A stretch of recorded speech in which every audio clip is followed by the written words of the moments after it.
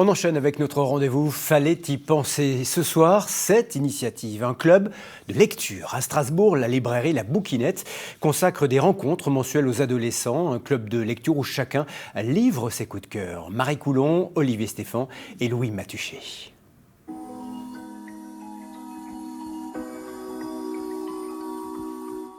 On entend souvent dire qu'entre les jeunes et la lecture, c'est la rupture. Alors c'est vrai qu'en 2024, 19% des 7-19 ans affirmaient ne pas lire du tout.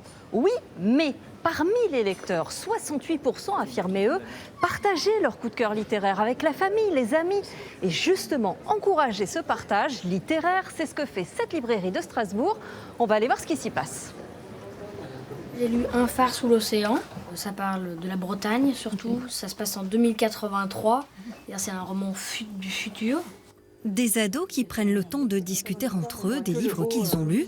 Ça se passe une fois par mois au sous-sol de cette librairie jeunesse. Ils vivent donc dans cette petite partie où ils vont aussi... Non. En fait, ils vivent pas là. Mais Cléo, elle vient de Nantes. Un club de lecture part et pour la jeunesse, fallait y penser. Ici, après l'école, le temps d'une heure, chacun évoque un ouvrage, presque comme un critique professionnel. J'essaye d'exprimer pourquoi je l'ai bien aimé.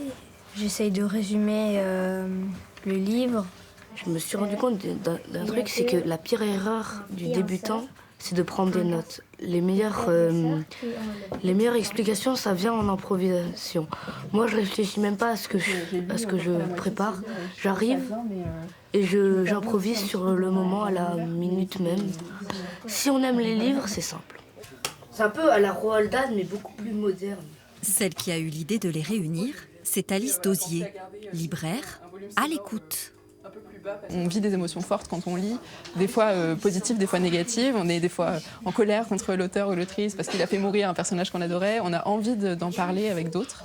Et je pense que oui, les ados, ils ont plein de choses à dire et que souvent on a tendance à beaucoup parler d'eux, mais à moins leur donner la parole et à pas trop les écouter. Donc j'avais envie de rectifier ça à mon échelle.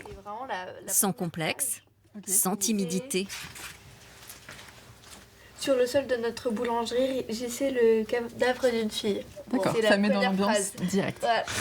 Les histoires se partagent pour l'amour des mots, mais pas seulement. Ça m'aide en fait à oublier mes problèmes aussi.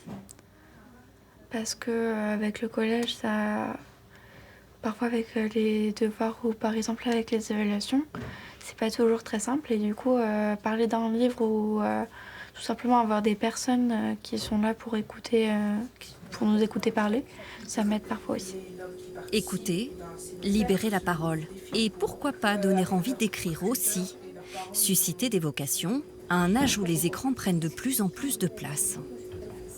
Mon rôle, je pense que c'est un peu celui-là de montrer qu'il y a des choses pour tout le monde, des gros livres, des petits livres sur un peu tous les sujets et surtout de cultiver cette envie de créer, que ce soit d'ailleurs l'écriture ou autre chose. Si ça donne envie, moi c'est tout ce que je souhaite.